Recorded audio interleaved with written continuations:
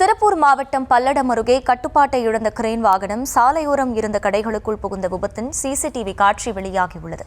கூடுதல் விவரங்களை செய்தியாளர் சரவணன் வழங்க கேட்கலாம். சரவணன், வணக்கம். எப்போது இந்த விபத்து நிகழ்ந்தது? இதனால் என்னென்ன சேதங்கள் ஏற்பட்டிருக்கு? முழு விவரம். சற்று முன்தான் இந்த விபத்தானது இப்பகுதியில் நடைபெற்றது. இதனால் ஒரு பெரிய பரபரப்பு ஏற்பட்டது என்றுதான் சொல்ல வேண்டும்.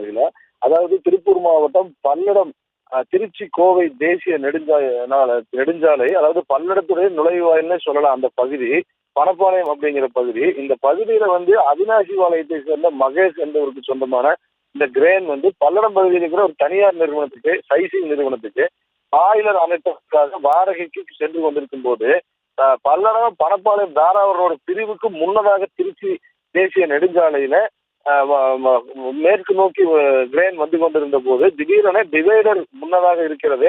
டிவைடருக்கு முன்னாக கண்ட்ரோல் பண்றாரு. கண்ட்ரோல் பண்ண முடியாம நிலை தடுமாறுற கிரேன் சாலையுடைய இடதுபுறமாக இருக்கக்கூடிய வாடகை பாத்திர கடையிலையும் மற்றும் பழுது பார்ப்போர் ஒர்க் ஷாப்லயுமே புகுந்துருது. இதனால கிட்டத்தட்ட 5 லட்சத்துக்கும் மேற்பட்ட உபகரணங்கள் இதனால டேமேஜ் ஆயிருக்குது.